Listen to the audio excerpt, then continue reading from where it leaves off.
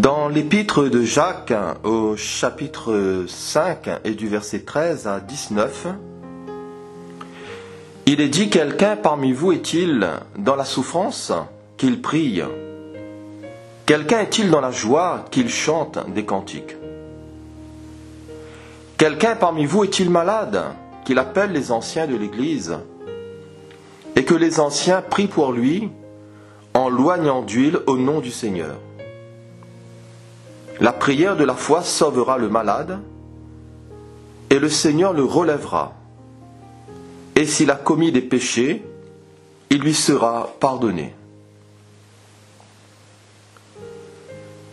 Confessez donc vos péchés les uns aux autres, et priez les uns pour les autres, afin que vous soyez guéris. La prière fervente du juste a une grande efficace. Élie était un homme de la même nature que nous. Il pria avec instance pour qu'il ne plût point, et il ne tomba point de pluie sur la terre pendant 3 ans et 6 mois. Puis il pria de nouveau, et le ciel donna de la pluie, et la terre produisit son fruit. Mes frères, si quelqu'un parmi vous s'est égaré loin de la vérité, et qu'un autre l'y ramène, qu'il sache que celui qui ramènera un pécheur de la voie où il s'était égaré sauvera une âme de la mort et couvrira une multitude de péchés. Le test ici de la persévérance dans la prière. La conclusion ici de cette épître de Jacques est en rapport avec diverses exhortations. Diverses exhortations sur la souffrance, sur la joie, sur la maladie, sur la prière, les chants, sur les anciens de l'Église, sur l'onction d'huile, sur le rétablissement, sur les péchés pardonnés, sur la confession, le retour du pécheur à Dieu et la délivrance de la mort. Le contexte ici, c'est Jacques qui s'adresse à ceux qui sont persécutés et opprimés. La prière face à la persécution.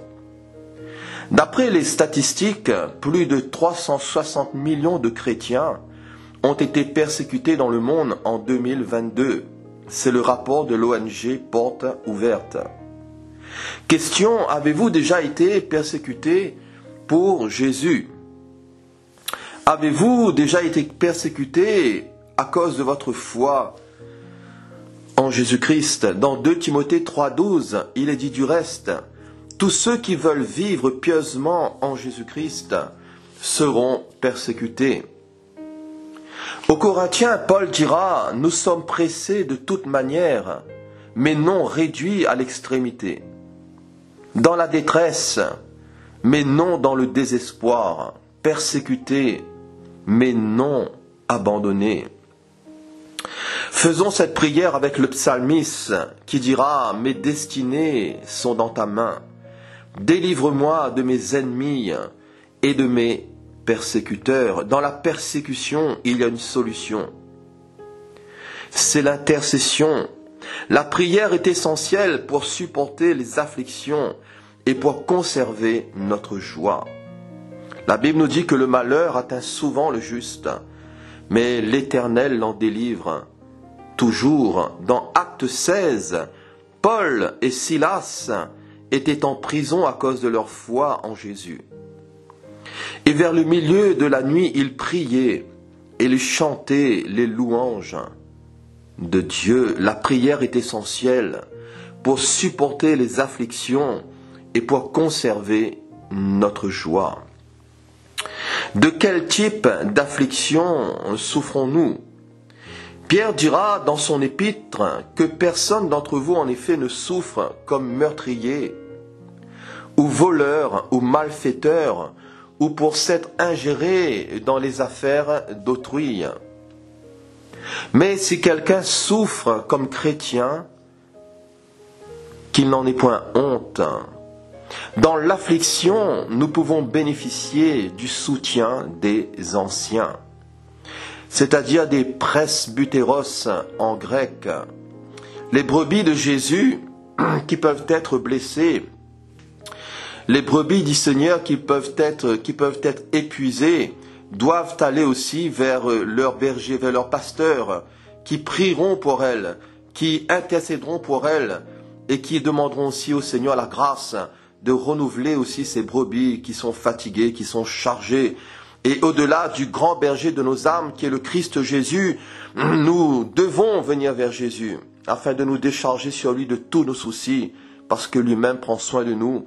Mais le Seigneur a établi des anciens dans l'église locale, le Seigneur a établi des ministères, des bergers qui sont là aussi pour fortifier les brebis qui sont fatiguées.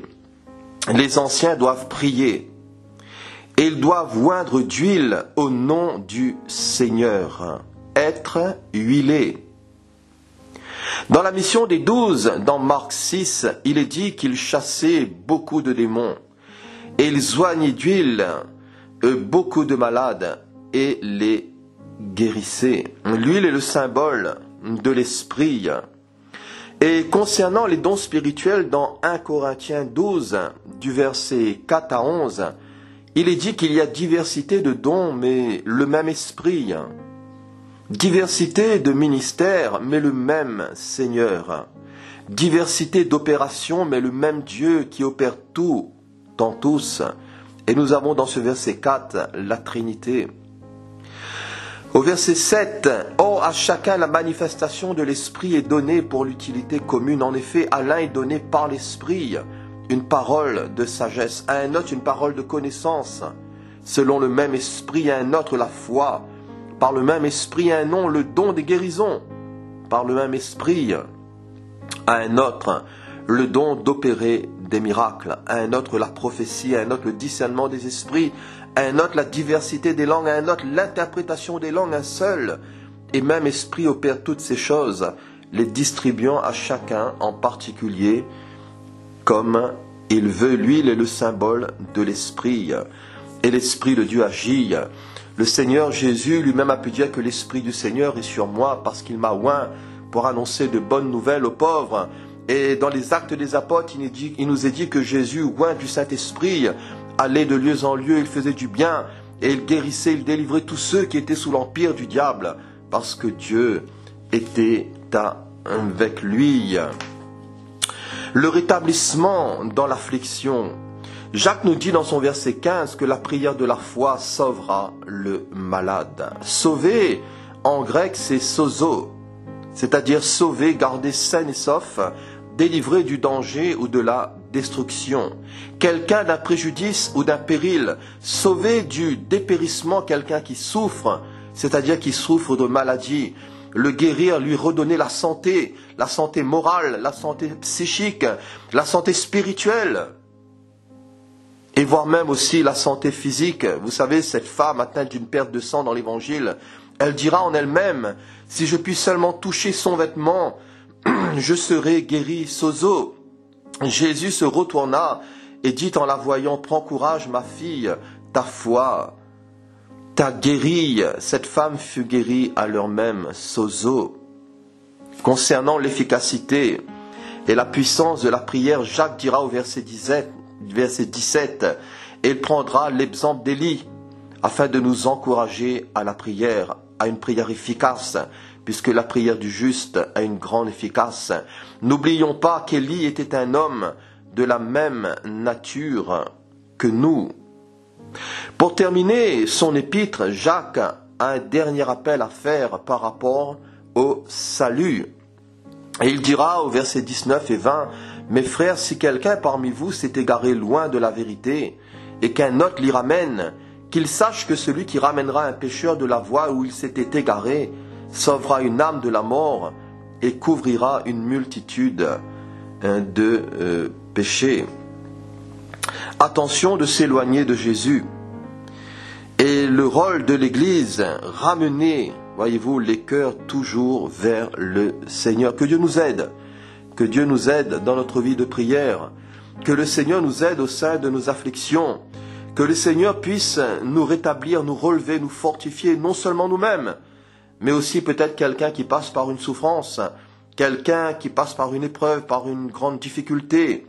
Que le Seigneur Jésus puisse vous bénir et que l'Église, avec les ministères aussi, puisse prier, puisse intercéder, voyez-vous, pour tous ceux qui sont plus faibles, pour tous ceux qui sont dans le besoin, et que le Seigneur amène les cœurs, que le Seigneur amène tous ceux et toutes celles qui peut-être se seraient éloignés, auraient fait peut-être fausse route, et se seraient même égarés, et que le Seigneur puisse aussi pardonner les péchés. Que Dieu vous bénisse abondamment.